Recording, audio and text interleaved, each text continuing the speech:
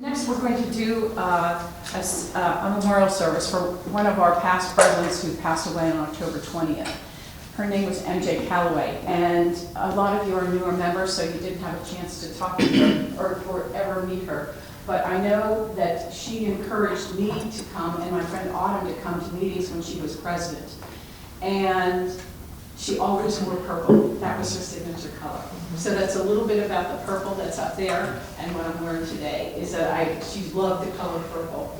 But also, she was behind UPMC's 33 dresses. And what she did was she wore a different dress to each of her 33 treatments during her first bout with cancer. And I guess that turned into a program.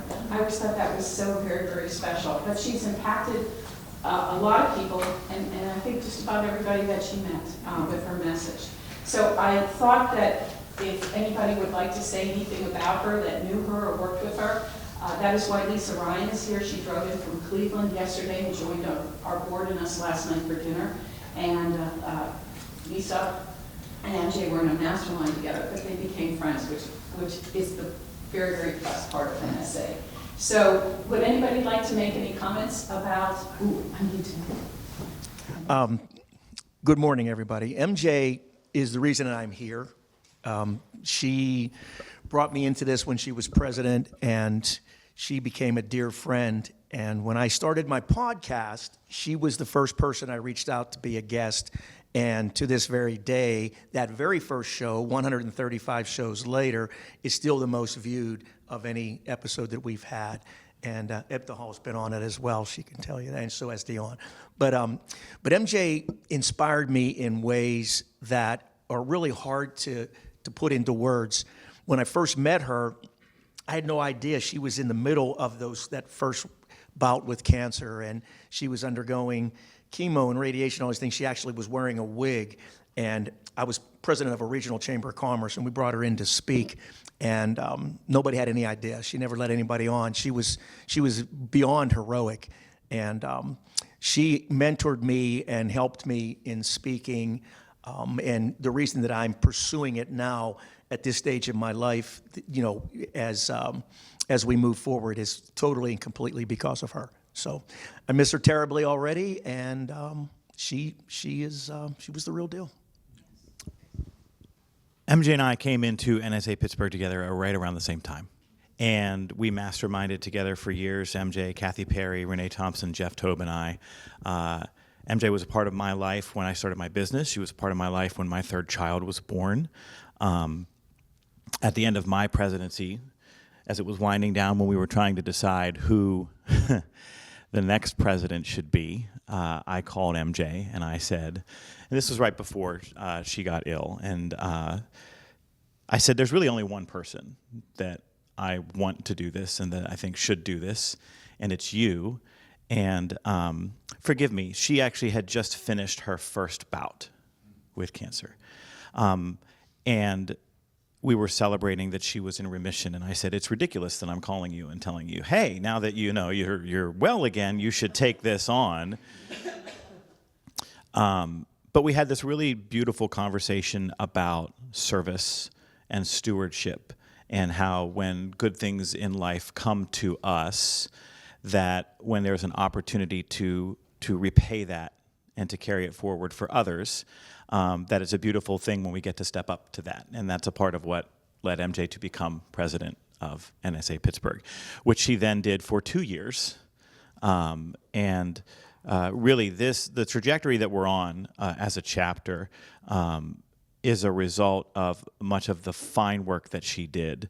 And I want to celebrate that. But MJ's story is her fierce positivity in the face of really incredible difficulty. And even to the end, she was fiercely positive and just a bright light to all of us who knew her. This was the week that MJ died. My gratitude thought of the week has come out every Thursday since 2011, and this one was dedicated to MJ. Some people cross our paths and leave an indelible mark on our hearts. For me, MJ Callaway is one of those people. I met MJ very early in my career speaking at an out-of-state seminar, and I was immediately drawn to her warmth, kindness, and boundless energy. A two-time breast cancer survivor, MJ embodied her message of bouncing up, not just bouncing back, both in her personal life and her speaking career. One story stands out for me. MJ shared how when she was going through chemotherapy, with her ports still in place, she took a cab to make a sales call with the client, met the client, closed the deal, and then went home.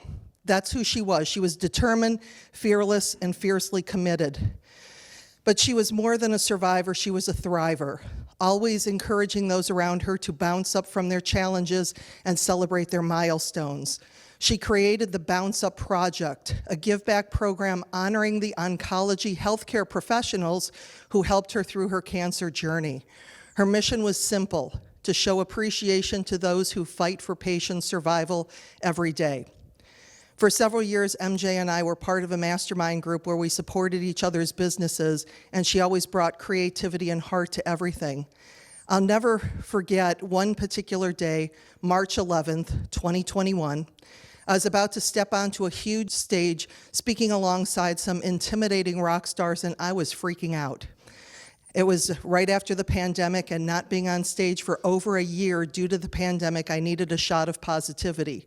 So I called MJ and I told her to gush over me for 5 minutes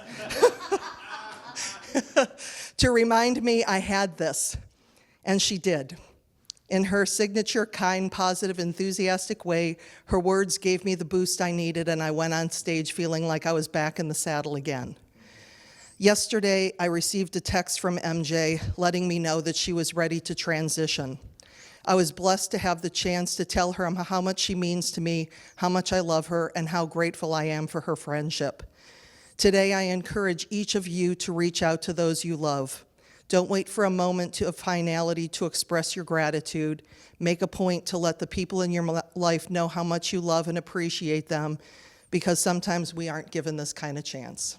So I love you, MJ, and thanks for being my friend. So should I do the rest? Okay. So Debbie Peterson and I were in the same mastermind with MJ, and we were thinking about a way that we could really commemorate her. And so we decided to do a program. One of the things that I'm known for in the NSA is my Smiling and Dialing Your Way to a Six-Figure Speaking Business program. And Debbie Peterson, who lives in Erie, but she chases sunshine in Florida, so she's part of the Central Florida chapter, she's really good with speaker systems. So on December 30th, we're doing a virtual program called Unlock Your Speaking Success. So this will be in memory of MJ from... it will be live, but you can either attend live or just get the recording.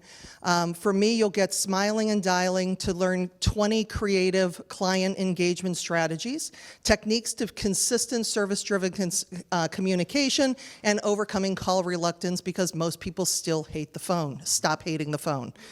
And then Debbie Peterson is establishing systems to maintain productivity and focus on revenue-generating activities.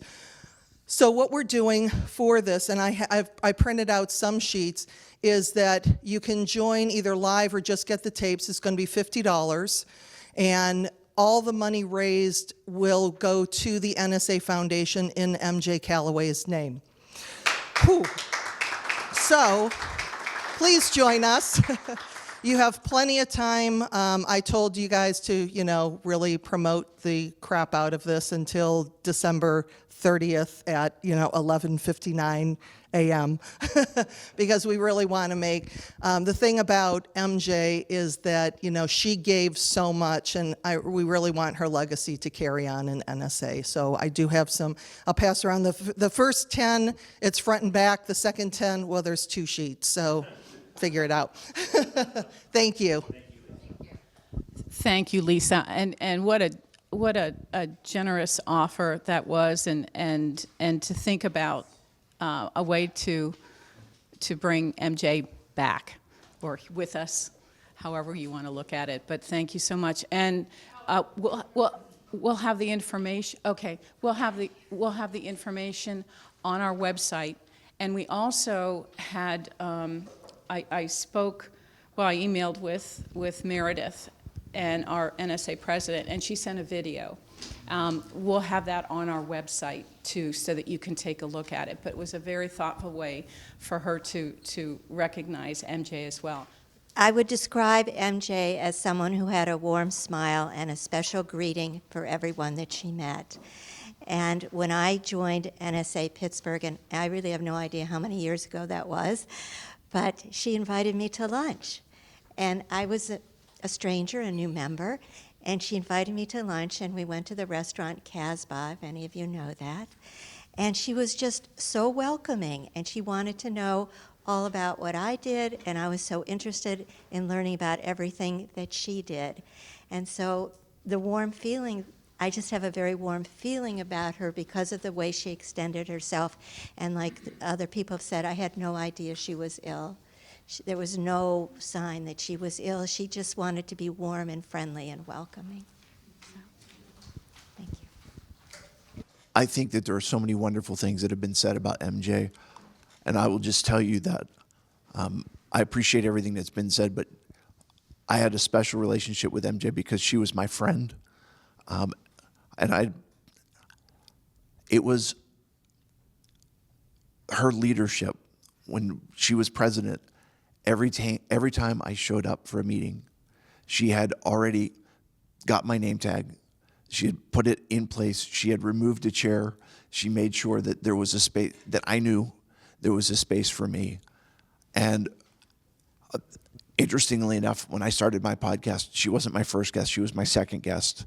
And her concept of bouncing up, for those of you that don't know her, her idea was when she went through difficult times, she didn't want to just bounce back and land where she was.